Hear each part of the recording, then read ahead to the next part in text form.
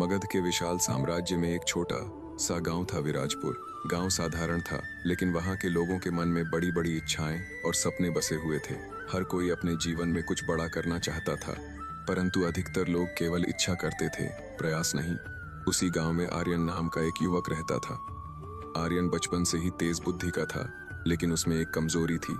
वह हर चीज के लिए केवल इच्छा करता, पर मेहनत से बचता। वह अक्सर कहता, काश मैं धनवान होता, काश मेरे पास बड़ी शक्ति होती। उसकी ये आदत पूरे गांव में प्रसिद्ध हो चुकी थी। एक दिन गांव में एक वृद्ध विद्वान आए। उनकी आंखों में गहरी चमक थी और उनके चेहरे पर गंभीरता। लोग कहते थे कि वे चाणक्य नीति के ज्ञाता हैं। गांव के लोग उनके पास अपनी समस्याएं लेकर जाने लगे। आर्यन भी उनके पास पहुंचा और बोला, गुरुदेव, मैं जीवन में बहुत कुछ पाना चाहता हूं, पर कुछ भी हासिल नहीं कर पा रहा। मेरी हर इच्छा अधूरी रह जाती है। वृद्ध मुस्कुराए और बोले, तुम्हारी इच्छा क्या है? आर्यन ने उत्साह से कहा, मैं धन, सम्मान और शक्ति चाहता हूँ। वृद्ध ने धीरे से कहा, इच्छा करना आसान है, परंतु इच्छा के साथ परिश्रम और नीति का होना आवश्यक है। चाणक्य ने कहा है कि केवल इच्छा करने वाले लोग हमेशा पीछे रह जाते हैं। आर्यन को यह बात कुछ समझ में आई, पर उसने सोचा, शायद ये भी बस एक और सीख है। असली जीवन में तो भाग्य ही सब कुछ होता है। कुछ दिनों बाद गांव में एक प्रतियोगिता आयोजित हुई। जो व्यक्ति सबसे अच्छा व्यापारिक विचार प्रस्तुत करेगा, उसे राजा के दरबार में स्थान मिलेगा। गांव के सभी युवाओं में उत्साह था। आर्यन ने सोचा, काश मैं जीत जाऊं, लेकिन उसने कोई तैयारी नहीं की। दूसरी ओर उसका मित्र विवेक दिन रात मेहनत कर रहा था। वह योजना बना रहा था, गणना कर रहा था और लोगों से सलाह ले रहा था। प्रतियोगिता का दिन आया। विवेक ने अपना विचार आत्मविश्वास के साथ प्रस्तुत किया। उसके विचार में स्पष्टता और मेहनत झलक रही थी। जब आर्यन की बारी आई, तो उसने केवल अपनी इच्छा और कुछ अधूरे विचार ही प्रस्तुत किए। आर्यन का आस्थाने में परिणाम स्पष्ट था, विवेक जीत गया। आर्यन को बहुत दुख हुआ। वह फिर उस वृद्ध के पास गया और बोला, गुरुदेव, मैंने भी जीतने की इच्छा की थी, फिर मैं क्यों हार गया? वृद्ध ने शांत स्वर में कहा, क्योंकि तुमने केवल इच्छा की, जबकि विवेक ने प्रयास किया। चाणक्य नीति कहती है कि बिना कर्म के इच्छा केवल एक भ्रम है। आर्यन इस बार थोड़ा गंभीर हुआ। उसने सोचना शुरू किया कि क्या सच में उसकी असफलताओं का कारण उसकी अपनी आदतें हैं। समय बीतता गया। गांव में एक और अवसर आया। राजा ने घोषणा की कि जो व्यक्ति जंगल के पास नई खेती की विधि अपनाकर अधिक उपज पैदा करेगा, उसे इनाम मिलेगा। इस बार आर्यन ने सोचा, क्या मुझे फिर से केवल इच्छा करनी चाहिए या कुछ करना चाहिए? उसके भीतर संघर्ष चल रहा था। एक ओर उसकी पुरानी आदत थी, बस इच्छा करना। दूसरी ओर वृद्ध की बातें उसके मन में गूंज रही थीं। आखिरकार उसने निर्णय लिया कि इस बार वह प्रयास करेगा। वह सुबह जल्दी उठने लगा, खेतों में जाकर काम करने लगा। उसने नई तकनीकों के बारे में सीखा। शुरुआत में उसे बहुत कठिनाई हुई। कई बार उसका मन करता कि सब छोड़ दे और फिर से केवल सपने देखे, लेकिन हर बार उसे वृद्ध की बात याद आती। इच्छा तभी सफल होती है जब उसके पीछे कर्म हो। धीरे धीरे उसकी मेहनत रंग लाने लगी। उसकी फसल पहले से बेहतर होने लगी। गांव के लोग आश्चर्यचकित थे। क्या ये वही आर्यन है जो केवल बातें करता था? एक दिन विवेक उसके पास आया और बोला, तुम बदल गए हो। अब तुम केवल इच्छा नहीं करते, बल्कि उसे पूरा करने के लिए काम भी करते हो। आर्यन मुस्कुराया, शायद अब मुझे समझ आ रहा है कि केवल चाहने से कुछ नहीं होता। लेकिन कहानी यहीं समाप्त नहीं होती। एक रात आर्यन खेत में काम कर रहा था, तभी उसे कुछ अजीब दिखाई दिया। दूर जंगल की ओर कुछ लोग चोरी छिपे कुछ कर रहे थे। वह धीरे धीरे उनके पास गया और देखा कि वे लोग राजा की जमीन पर कब्जा करने की योजना बना रहे थे। आर्यन के मन में फिर एक नई इच्छा जगी, काश मैं इस साजिश को रोक पाऊं और राजा की मदद कर सकूं। पर इस बार सवाल यह था कि क्या वह फिर केवल इच्छा करेगा या कुछ कदम उठाएगा। आर्यन कुछ क्षण वहीं छिपकर खड़ा रहा। उसका दिल तेजी से धड़क रहा था। सामने जो लोग थे, वे साधारण किसान नहीं लग रहे थे। उनके पास हथियार थे और वे धीरे धीरे बातें कर रहे थे, ऐसी बातें जो राज्य के लिए खतरा बन सकती थीं। उसके मन में डर और साहस दोनों एक साथ जाग उठे। उसने सोचा, अगर मैं यहाँ से चुपचाप चला जाऊं तो कोई मुझे दोष नहीं देगा, लेकिन अगर मैंने कुछ नहीं किया तो यह गलत होगा। पहले वाला आर्यन शायद यही सोचकर लौट जाता, काश कोई और इस समस्या को हल कर दे, लेकिन अब वह बदल चुका था। उसने ध्यान से उनकी बातें सुनी। वे लोग अगले कुछ दिनों में रात के समय राजा के गोदामों पर हमला करने वाले थे। उनका उद्देश्य था अनाज चुराना और राज्य में अशांति फैलाना। आर्यन ने तुरंत निर्णय लिया कि उसे यह बात किसी भरोसेमंद व्यक्ति तक पहुंचानी होगी। वह तेजी से गांव लौटा और सीधे उस वृद्ध विद्वान के पास गया। रात का समय था, लेकिन वृद्ध अभी भी जाग रहे थे, जैसे उन्हें पहले से ही किसी घटना का आभास हो।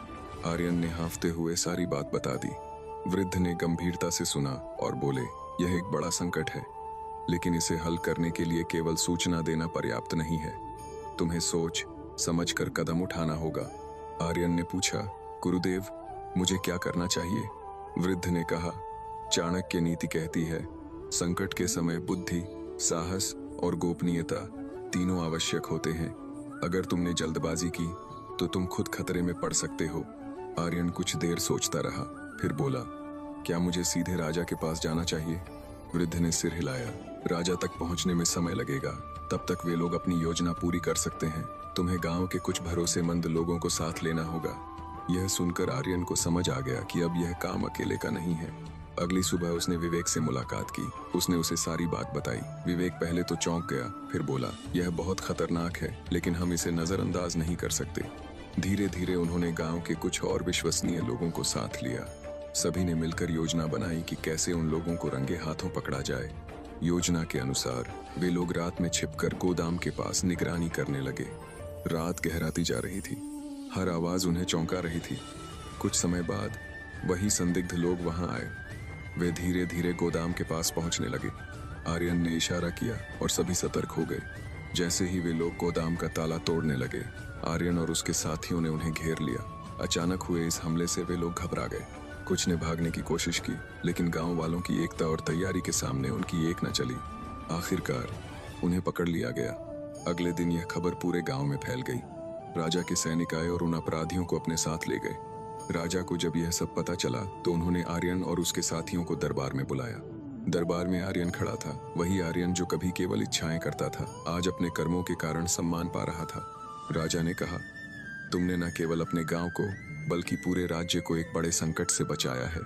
आर्यन ने विनम्रता से कहा, महाराज, यह सब मेरे गुरुदेव की शिक्षा और मेरे साथियों के सहयोग का परिणाम है।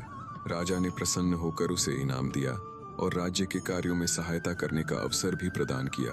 दरबार से लौटते समय आर्यन के मन में कई विचार चल रहे थे। उसने सोचा, अगर मैं पहले जैसा ही रहता तो शायद आज यह सब कभी नहीं होता। वह फिर उस वृद्ध के पास गया। वृद्ध ने मुस्कुराकर पूछा, अब क्या इच्छा है तुम्हारी? आर्यन कुछ क्षण चुप रहा, फिर बोला, अब मैं केवल इच्छा नहीं करना चाहता, मैं अपने कर्मों से अपने जीवन को बनाना चाहता हूँ। वृद्ध ने संतोष से कहा, यही चाणक्य नीति का सार है, लेकिन जीवन की राह इतनी सरल नहीं थी। कुछ समय बाद आर्यन को राज्य के एक महत्वपूर्ण कार्य की जिम्मेदारी दी गई। उसे एक दूरस्थ क्षेत्र में जाकर वहां की व्यवस्था सुधारनी थी। जब वह वहां पहुंचा तो उसने देखा कि स्थिति बहुत खराब है। वहां के लोग असंतुष्ट थे, अधिकारी भ्रष्ट थे और हर जगह अव्यवस्था फैली हुई थी। आर्यन ने सोचा, यह तो मेरे गांव से कहीं अधिक कठिन है।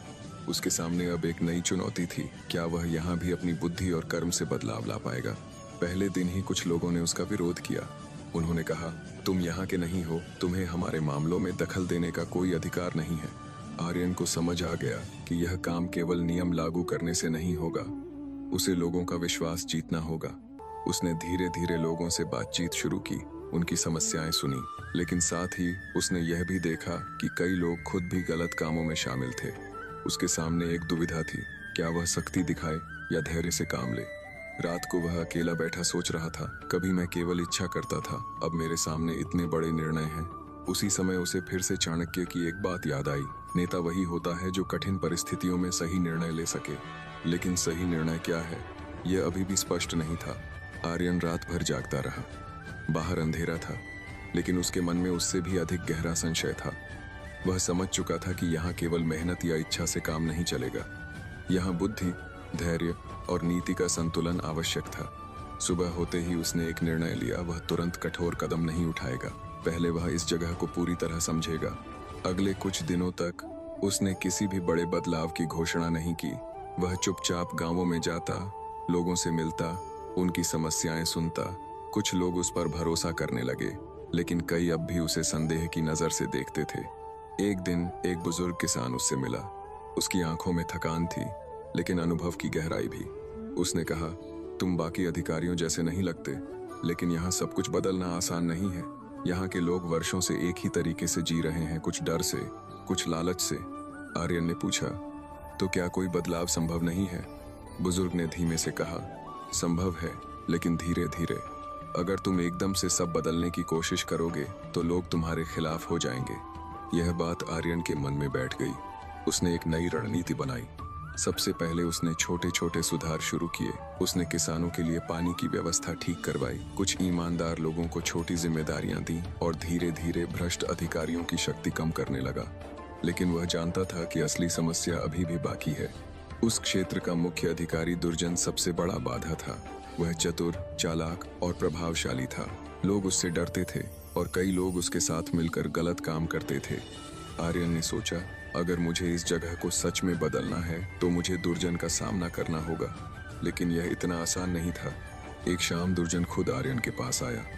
उसके चेहरे पर हल्की मुस्कान थी, लेकिन उसकी आंखों में चुनौती साफ दिखाई दे रही थी। उसने कहा, आप यहाँ बहुत बदलाव लाने की कोशिश कर रहे हैं। आर्यन ने शांत स्वर में कहा, मैं केवल व्यवस्था सुधारने की कोशिश कर रहा हूँ। दुर्जन हंसा। व्यवस्था या अपनी शक्ति बढ़ाने की? यह एक सीधा आरोप था। आर्यन ने बिना गुस्सा किए कहा, अगर व्यवस्था ठीक होगी तो सबका भला होगा। दुर्जन ने धीरे से कहा, यहाँ के नियम अलग हैं। अगर आप उन्हें बदलने की कोशिश करेंगे तो आपको विरोध झेलना पड़ेगा। दुर्जन ने धीरे से कहा, यह एक चेतावनी थी। उस रात आर्यन फिर से सोच में डूब गया। उसने समझ लिया कि दुर्जन केवल एक व्यक्ति नहीं, बल्कि एक पूरी व्यवस्था का प्रतीक है। अगले दिन उसने एक अलग तरीका अपनाया। उसने सीधे टकराव से बचते हुए दुर्जन के कुछ सहयोगियों को अपने पक्ष में करना शुरू किया। उसने उन्हें यह महसूस कराया कि ईमानदारी से काम करने में भी लाभ है। धीरे धीरे कुछ लोग दुर्जन से दूर होने लगे। दुर्जन को यह बात समझ में आ गई। अब वह और सतर्क हो गया। एक दिन अचानक क्षेत्र में अनाज की कमी की खबर फैली। लोग घबराने लगे। बाजार में दाम बढ़ गए। आर्यन को संदेह हुआ कि यह कोई साधारण समस्या नहीं है। उसने जांच शुरू की और पाया कि अनाज का भंडारण जानबूझकर छिपाया जा रहा है और इसके पीछे दुर्जन का हाथ हो सकता है। अब स्थिति गंभीर थी। अगर वह तुरंत कार्रवाई करता तो उसे पर्याप्त सबूत चाहिए थे। अगर बिना सबूत के कदम उठाता तो दुर्जन उसे ही गलत साबित कर सकता था। आर्यन के सामने फिर वही प्रश्न था, साहस या संयम? उसने इस बार बुद्धि का सहारा लिया। उसने गुप्त रूप से कुछ लोगों को निगरानी के लिए लगाया। खुद भी वह रात के समय निरीक्षण करने लगा। कुछ दिनों बाद उसे पुख्ता जानकारी मिली कि अनाज को एक पुराने गोदाम में छिपा कर रखा गया है। अब समय आ गया था। उसने बिना देर किए कुछ विश्वसनीय सैनिकों के साथ उस स्थान पर छापा मारा। जब गोदाम खोला गया तो वहां भारी मात्रा में अनाज मिला जिसे छिपा कर रखा गया था ताकि बाजार में कृत्रिम संकट पैदा किया जा सके। यह एक बड़ा खुलासा था। दुर्जन को बुलाया गया। वह पहले तो सब कुछ नकारने लगा, लेकिन जब सबूत सामने आए तो उसके पास कोई जवाब नहीं था। लोगों के सामने उसकी सच्चाई उजागर हो गई। अब तक जो लोग उससे डरते थे वे भी उसके खिलाफ बोलने लगे। आर्यन ने देखा कि एक व्यक्ति की शक्ति केवल उसके डर पर आधारित थी और जैसे ही वह डर खत्म हुआ उसकी शक्ति भी खत्म हो गई। दुर्जन को उसके पद से हटा दिया गया और उसे दंड दिया गया। इस घटना के बाद पूरे क्षेत्र में एक बड़ा बदलाव आया। लोगों का विश्वास धीरे धीरे वापस आने लगा। व्यवस्था सुधरने लगी। एक दिन वही बुजुर्ग किसान फिर आर्यन के पास आया। उसने मुस्कुराते हुए कहा, तुमने कर दिखाया, लेकिन यह केवल ताकत से नहीं बल्कि समझदारी से हुआ। आर्यन ने कहा, मैंने सीखा है कि केवल इच्छा करना पर्याप्त नहीं है, सही समय पर सही निर्णय लेना ही असली शक्ति है। बुजुर्ग ने सिर हिलाया, और यही सबसे कठिन होता है। समय के साथ आर्यन का नाम पूरे राज्य में फैलने लगा। लोग उसे एक समझदार और न्यायप्रिय व्यक्ति के रूप में देखने लगे। लेकिन उसके भीतर अब भी एक खोज चल रही थी। एक रात वह अकेला बैठा आकाश की ओर देख रहा था। उसने सोचा, मैंने बहुत कुछ हासिल किया, लेकिन क्या यही अंतिम लक्ष्य है? उसे महसूस हुआ कि हर सफलता के बाद एक नया प्रश्न खड़ा हो जाता है। उसी समय एक दूत उसके पास आया।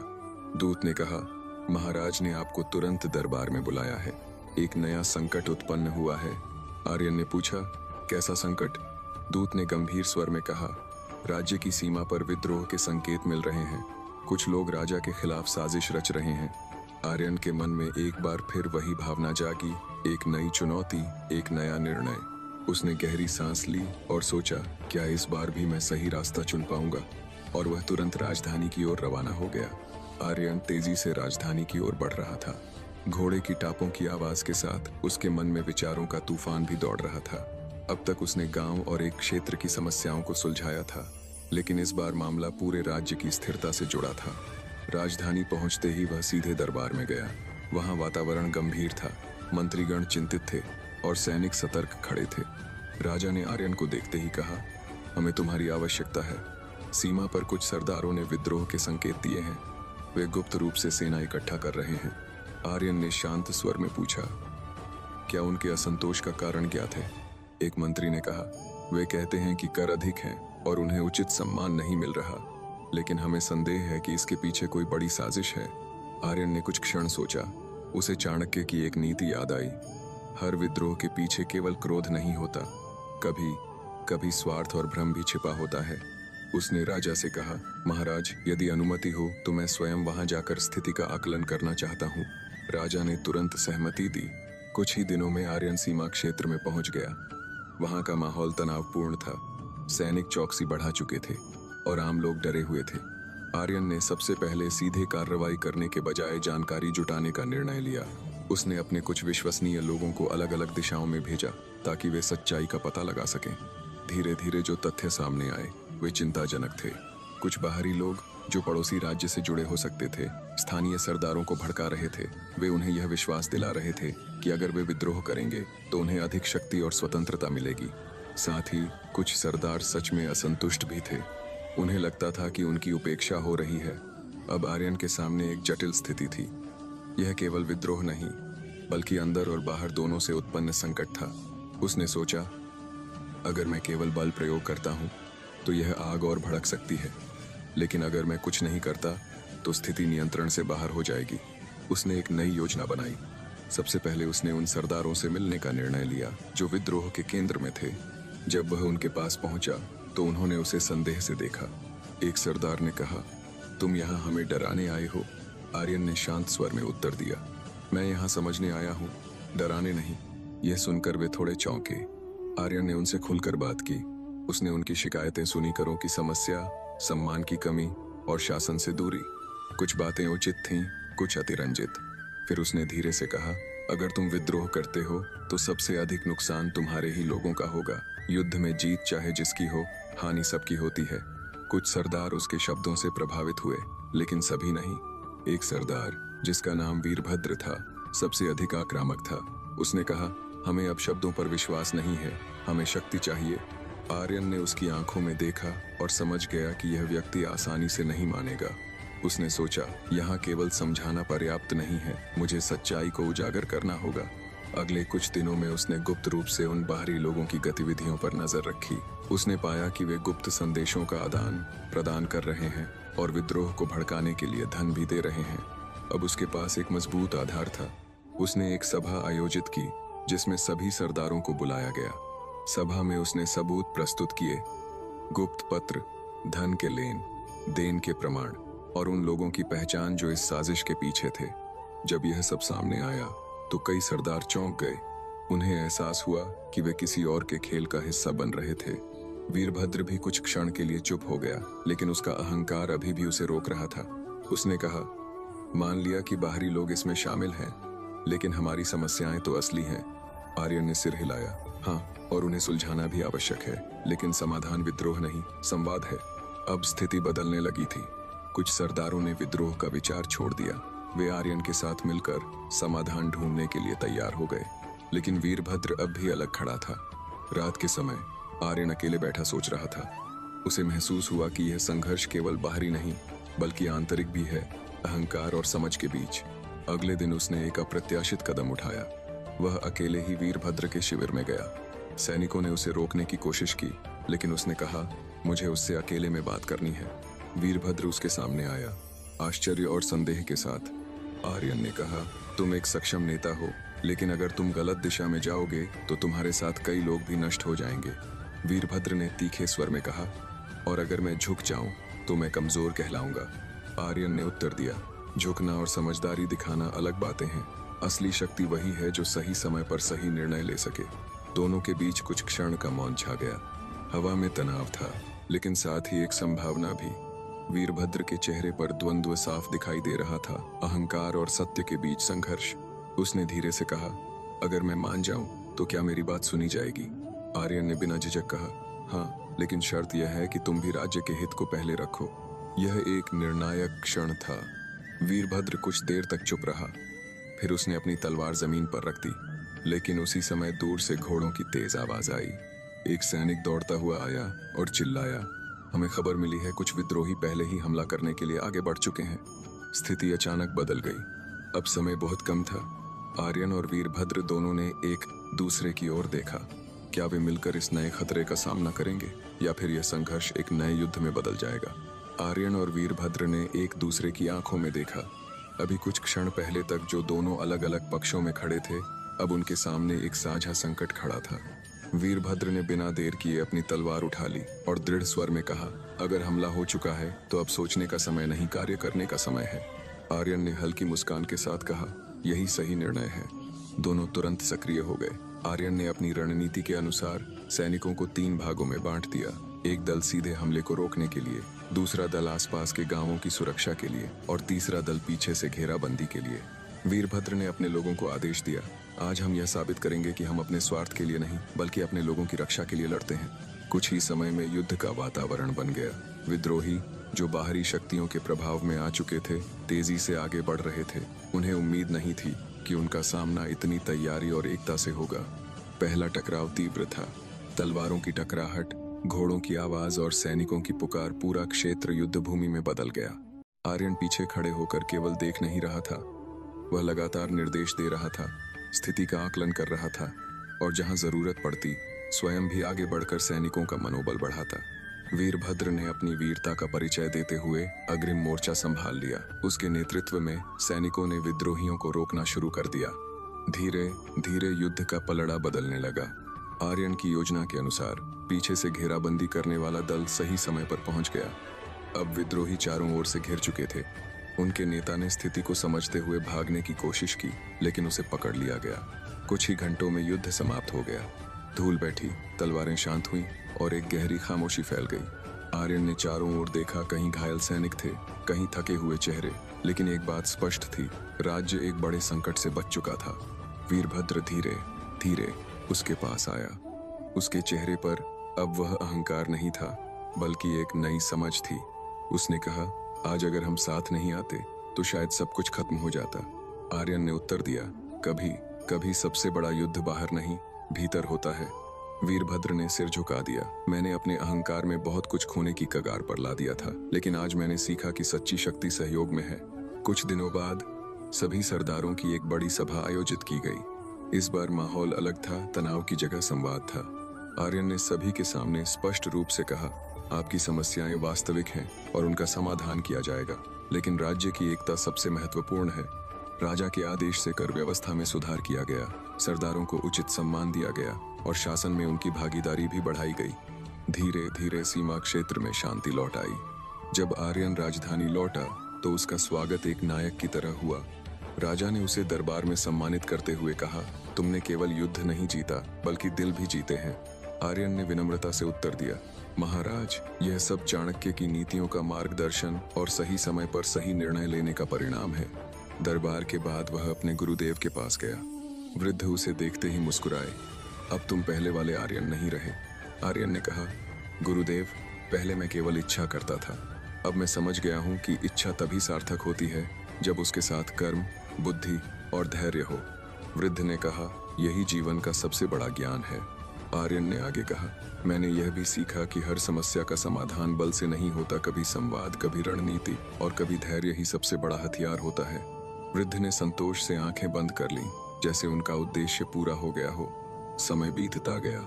आर्यन अब केवल एक युवक नहीं बल्कि एक आदर्श बन चुका था। लोग उसकी कहानियां सुनाते, उसके निर्णयों से सीखते और उसकी तरह बनने की इच्छा रखते। लेकिन इस बार एक फर्क था। अब लोग केवल इच्छा नहीं करते थे, वे प्रयास भी करते थे, और यही इस कहानी का सबसे बड़ा परिवर्तन था। अगर आपको यह कहानी पसंद आई हो तो गीता ज्ञान चैनल को फॉलो और सब्सक्राइब जरूर करें और कमेंट में जरूर लिखें